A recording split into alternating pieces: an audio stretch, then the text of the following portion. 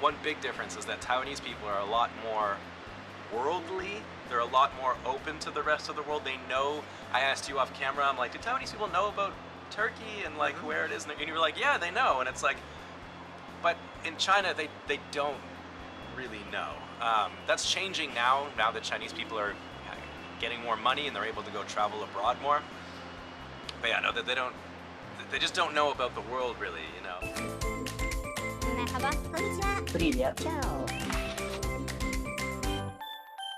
大家好，欢迎来到我的频道。Welcome to my channel. This time I'm with a new friend from Canada. Let me introduce you, Prozy. Hi, I feel a bit weird that you have to speak English in your video all of a sudden. me too. Being a YouTuber in China is not a really good idea.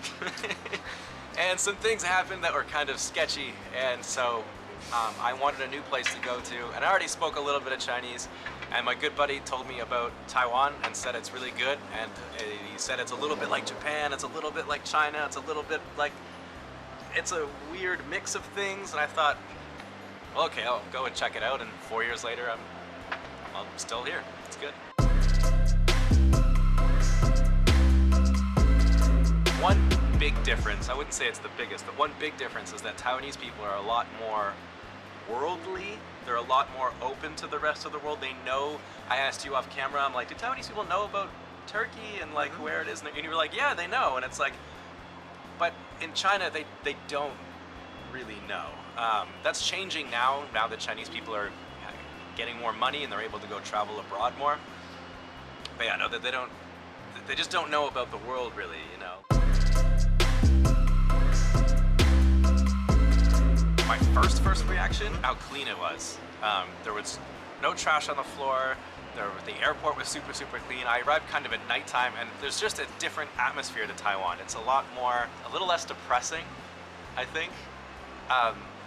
And the first thing I noticed was that when you get off a plane in China, there's going to be loads of people around you asking for taxis. They're call them black taxis, you know, the illegal taxis, and they're everywhere, and you just have to like force your way through all these people and then find a real taxi. Yeah, it's so annoying. But in Taiwan, I got off the plane and no one bothered me. No one even looked at me. I couldn't believe it. I felt like a normal person. It was great. There are big differences between Taiwan and China, but there are also a lot of similarities, especially southern China and Guangdong, where there's a lot of Kejia people. You know, because Taiwan has Kejia, and a lot of the cuisine is very similar, and the culture is pretty similar, you know, so yeah, I more look for the similarities, I think. Probably just the wind-up Taiwanese people.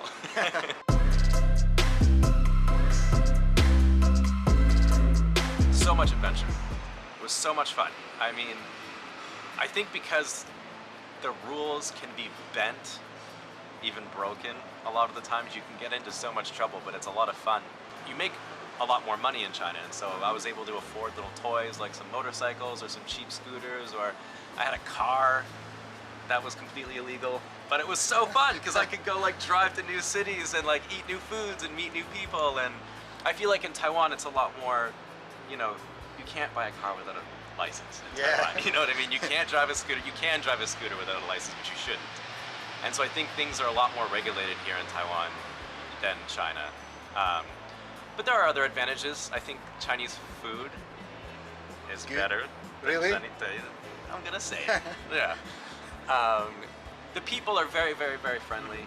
I will say that. I know that a lot of Taiwanese people think that Chinese people aren't very friendly, and maybe that's true sometimes, but when you sit down at a table at a restaurant and you order some food and some beers, there's a strong chance some Chinese people are going to come over and cheers and say welcome. And maybe it's like if you are in the very local area with the people without politics, you can feel more friendship of Chinese people.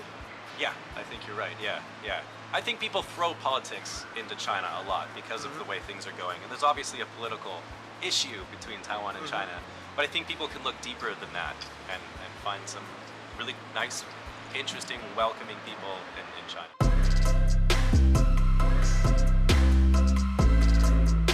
no freedom, but the government is definitely responsible for some awful things. That's why I never say I'm defending China, or if I say too many good things about China, people are always like, well, what about the Uyghurs in Xinjiang province, or what about all this kind of stuff? No, day-to-day life, very similar to day-to-day life here in Taiwan. Like, it doesn't really affect you that much. It's only when you go, you would be affected. You're quite famous. So you might say something that upsets a local official, and then all of a sudden they're coming to your house with a new tax, and they're asking you to... You mean in China? Yeah, yeah. Wow. So, yeah, I think the more well-known you are, the more you have to be careful of the government eye, you know. But if you're just a normal person, you're fine.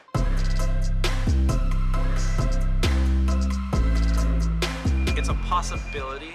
I don't think about it too much, you know, like me and you live here in Taiwan, you've got a wife, you've got kids, you have a job, you got things you got to do, you can't be thinking about China attacking all the time. Sure, I mean, You'll I go feel crazy. peace. Yeah, exactly. But I think it can happen, although it's not a war China can afford to lose. Everyone thinks that they can just take it so easily. So this is what Chinese people think. They think that they got the biggest army in the whole world. And it's getting bigger and bigger and bigger, and they're spending more and more money on the military, and they're just like, we can take Taiwan anytime we want, but we're so nice, and you Taiwanese people are Chinese people as well, and we don't want to attack you, so we're going to let you, you know, play your little Taiwan game, and that's what they think. But I don't agree with that. I think that they're a long way from being able to attack. I'm okay with the lack of space. I find that just Taiwan's so beautiful and it's concentrated into a small place, so I don't have to go and travel to see it. Like you said, Canada is beautiful. And you're right, parts of it are very beautiful. Not all of it, you know?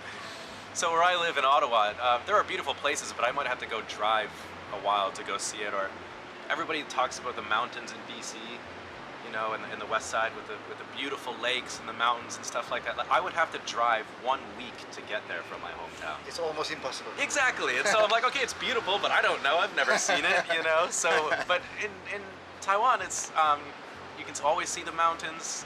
The East Coast is so beautiful. So I'm okay with the space.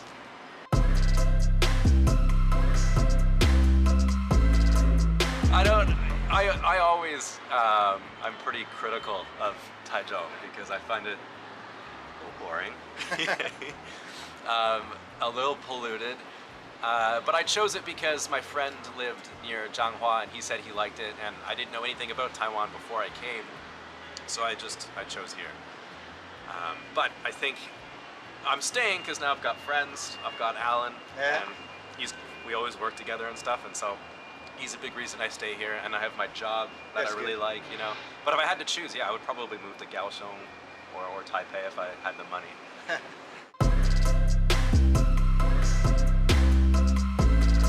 I don't want to talk about politics, because everybody talks about politics when it comes to Taiwan. Yeah.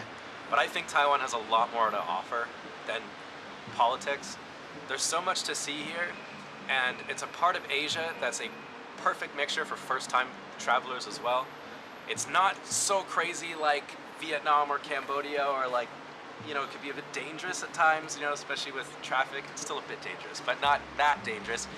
But it still has the nice qualities of like Japan. It's still clean. People are still, I want to say normal, as in you'll never see a Taiwanese person do something so crazy where you think like, you know, whereas in China, like every other day, you'd be like, why did you do that, you know?